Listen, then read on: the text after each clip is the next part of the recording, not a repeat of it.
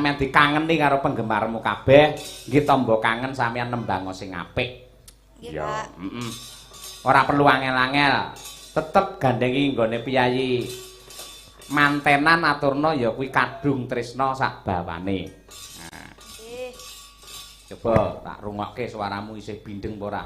Iya, Bawane karyane ibumu Sukesi ya. Nggih. Nggih. Aturna karo para lenggah. Ayo arep matur piye karo para lenggah kabeh iki? Ayo. Dumateng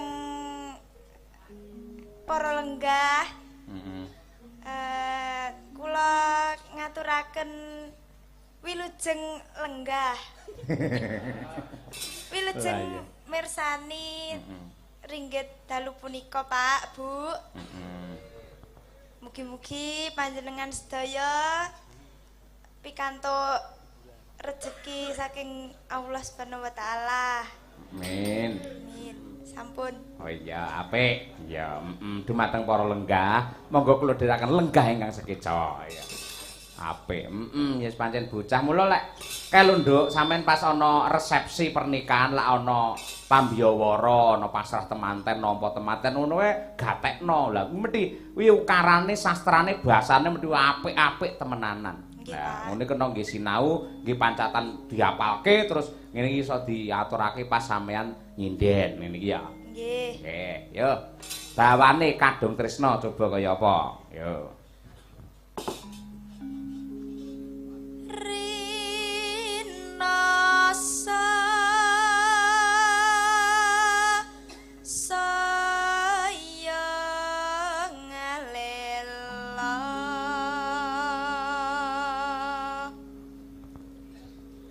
wawayangan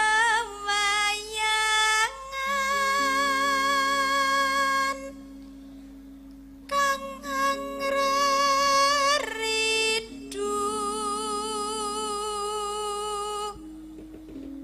hati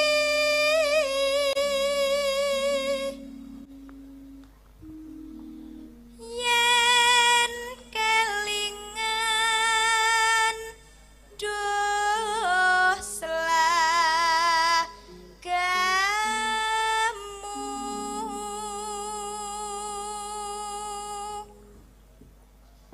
hatiku tan kuwawa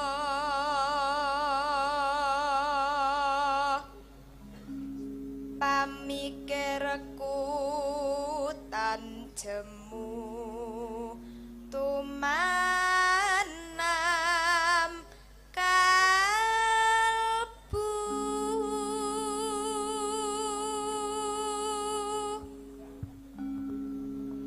rasaku wis kadung tresna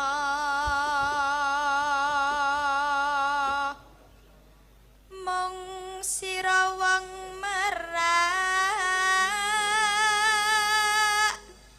hati.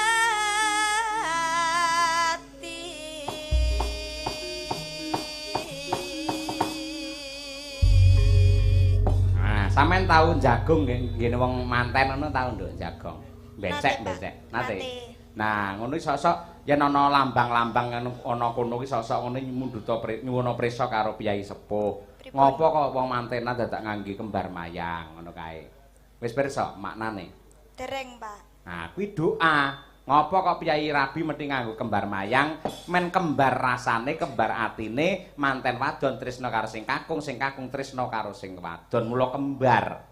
Lah, mayang ki apa to, Nduk? Mayange kembang jambe. Jambe ki perangane wit-witan sing ora ngepang nang ngendi-ngendi. Lah, kanthi panyuwunan muga-muga temanten kekalih katresnane ora ngepang tekan ngendi-ngendi. Ngono. Nggih, Pak. Iya. Kok dipasang janur kuning? Nah, janur ki nur ki cahya sorot. Muga-muga sorot katresnane sing kakung marang sing putri temanten kekalih kala wau. Ya. Kuning apa kok warnane kuning-kuning ki emas. Muga-muga bisa nggawa keluarga ingkang kebak berkah kebak keemasan ngono kuwi. Janur kuning apa kok dipasang blenduk? Tujuane manten wedok bendang. Lah ngono kuwi. Dadi kudu disinau ngono kuwi, Jeng. Nggih. Jeng Umi ngono lho. Nggih, Pak. Iya. Perlu disinau ya, Mak. Mergo yen ora ngerti sok-sok iki ngopo mau kembar mayang, ngopo ngangge pitik jago, ngopo dadak ngangge janur kuning. Mergo ora ngerti. Janjane yen preso ki penuh dengan doa, tujuane apik. Iya, ngono ya, Mak. Mergo yen piyai Jawa ki ora mloho ngono, Nduk. Ning mesti nyampar pikulih utawa medang miring. Iya, nganggo lambang-lambang utawa pralambita. Bener ngono kuwi. Iya. Ya Nduk Umi kadung tresna katur dumateng Umi Mania ingkang kepareng mirsani wonten YouTube lan ugi ingkang kepareng lenggah wonten ing mriki. Monggo sugeng midhangetaken. Ya. Lamat wus katon tejane yen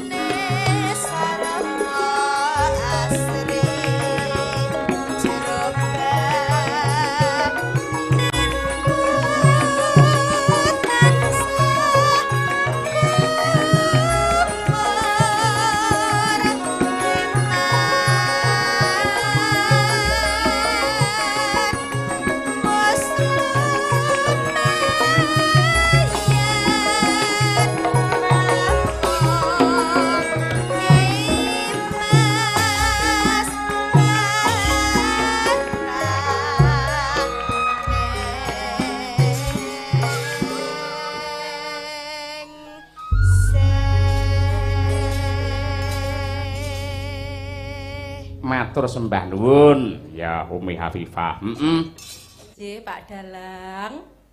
Sugeng dalu bapak-bapak, ibu-ibu. Assalamualaikum warahmatullahi wabarakatuh. Waalaikumsalam. Matur nuwun, alhamdulillah Pak Dalang. Pranyata priyayi wonten ing tanon mriki. Sambi dhuwur. Sambi dhuwur mriki. Saestu priyayi ingkang budaya Pak Dalang. Khususipun Bapak ingkang kagungan kersa inggih menika Pak Lurah Kliwon. Pak Lurah, dalu menika saestu kula lan kanca-kanca bungah ing manah Pak. Sampun panjenengan percaya, panjenengan timbali nglipur warga ageng wonten dalem mriki Mahargya Putra. Ngoten Pak Dalang. Nggih. Saengga kula minangka wakilipun Karawitan Madangkara lan ugi Waranggana ngaturaken panuwun ingkang tanpa upami kunjuk dumateng Bapak Lurah Kliwon sekeluarga ingkang sampun mercaya bojo kula lan kanca-kanca nglipur keluarga ageng wonten ing mriki. Nggih. Mugi-mugi Pak Lurah sekeluarga tansah pinaringan katentreman lahir batin. Amin. Murah rezekinipun. Amin. Keselamatan donya prapteng akhir. Amin. Mbak manten lan Kang Mas manten mugi-mugi dadosa pasangan ingkang sakinah mawadah warahmah ayem tentrem salaminya. Amin. Lan Ya sampun Rabbal kesupen Pak Lurah. Nggih. Menawi taun ngajeng pun pikantuk putu lan rezekinipun lumintu sampun kesupen nanggap wayang malih nggih Pak Lurah. Wah, matur nuwun. Langsung ngene lho, Iya. Pak. Pak Lurah langsung ngene. Oh iya, Nyuwun Pak sewu. Lurah lek kon wayangan sregep.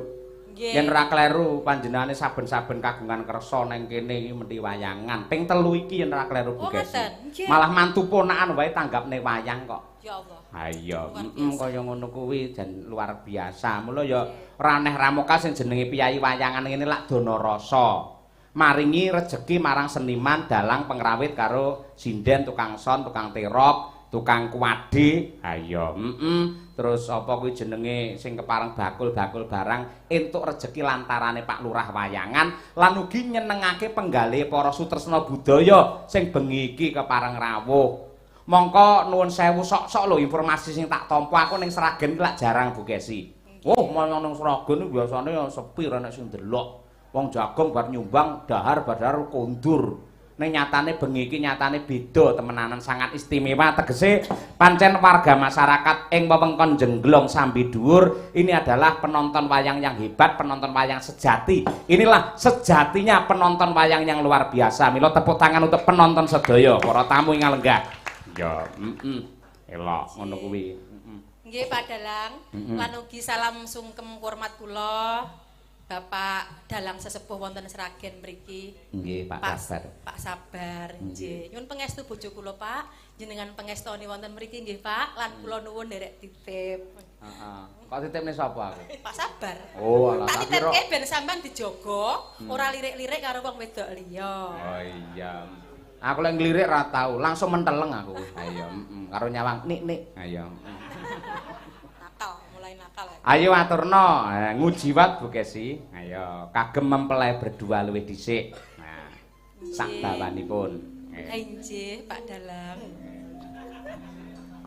Iki melu-melu malah ora. Ya, Bu.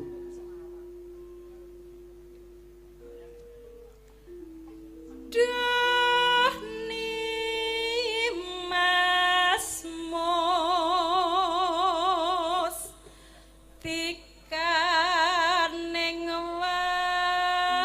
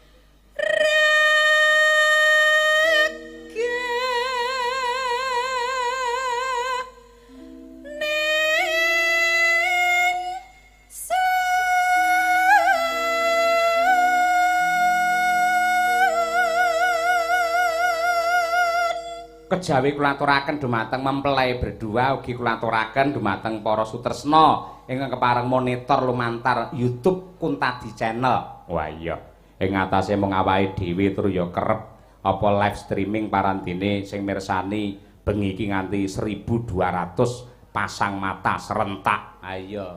Kuwi lek rawuh nang kene wong 1200 iki dalem kene ora sedeng lho, Nduk. Ha iya. Matur nuwun kepareng tresnane dumateng Pak Lurah Kliwon.